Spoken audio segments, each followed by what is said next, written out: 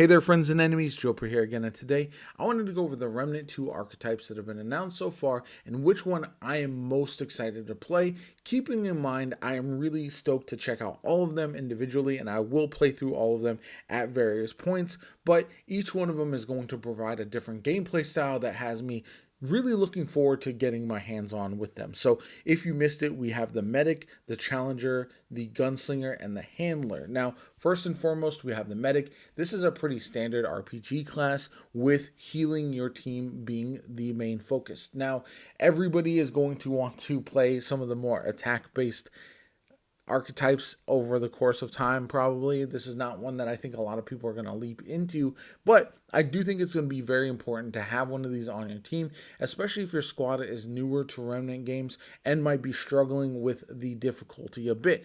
So that's where the medic and its heal factor is going to be absolutely clutch, and I think going to be a class that is going to be heavily relied on in groups especially, and not as much really focused on with solo playthroughs.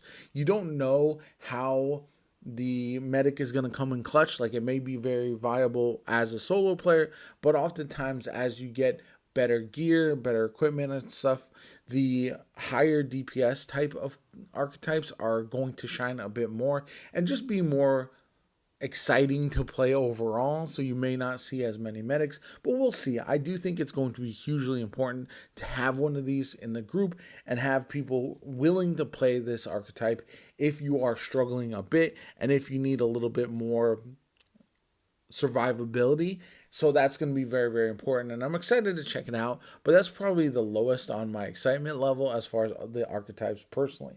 Then we have the gunslinger. This is one I think is going to be the most popular if I had to guess, even though it's not going to be my personal favorite from what we've seen so far.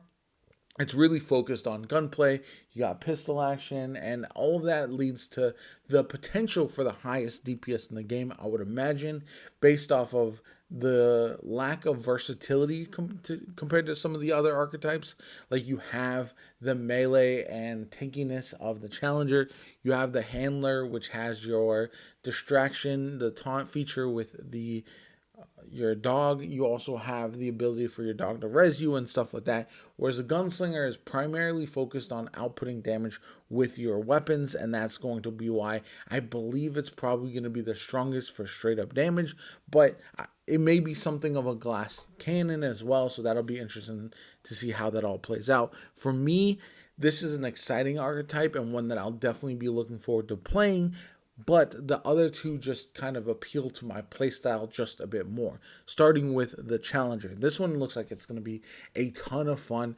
You can probably make a nice build with a melee tank focus that is going to be awesome. You can aggro enemies, you can just output a lot of damage, and one of the things that I didn't enjoy about Remnant from the Ashes, even though it was a very fun game, is I felt like the melee skills and builds were a bit underwhelming, and so that's why I'm excited to see, hopefully, that they are a bit more viable in the sequel. Now, we'll have to wait and see once we get hands on, but the challenger is really going to be focused on that tank and up close and personal aspect. You're still going to be obviously using your guns as well. That's always going to be necessary in Remnant, but having those additional options is going to be a lot of fun and something that I'm really looking forward to. If I compare it to the gunslinger is going to be more at range, going to be using everything from your primary weapons to also your pistols, whereas instead of your pistols being another focus, with the challenger, you're really going to be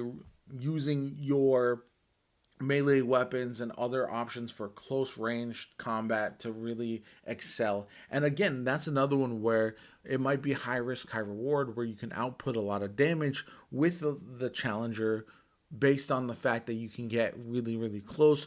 Maybe use something like a shotgun alongside your melee weapon to do a ton of chunk damage against certain bosses. It looks like some of the bosses that we've seen so far are going to be harder for the challenger, and that's one of the main reasons why it might kind of take a hit a little bit. I'm sure they've kind of planned for that, but overall, the challenger looks like it's going to be an absolute blast, and is the type of character, if you know me, if you paid attention to the channel, that I love to play. I love up close melee characters, more tanky types, and so having an archetype that fits that mold is very exciting for me personally. However, Then we come to the handler, and I love the good boys in the any video game that I play. If I can get a companion or a pet or something like that to join me in combat, I'm absolutely going to be doing so. And that's why I'm so excited about the handler class. It also looks like it's going to be the most versatile. So if I'm playing with a bunch of high DPS glass cannon type characters or teammates, and they are really focused on doing as much damage as possible, I'm going to want to be doing a lot of the more support role. And so that's where the versatility of the handler has me the most excited. It looks like it's going to be really good to play whether you're solo or with a group, and I'm probably going to be bouncing between the two quite a bit. So that's exciting for me. And also just having the dog companion is really awesome. Plus the fact that they did show off that you can revive yourself with the dog companion if you get into a pinch is very nice as well. I'm looking forward to that, because one of the downsides of playing solo for me personally is always the fact that you can't revive yourself consistently compared to when you're in a group. And so having that option will be very, very nice.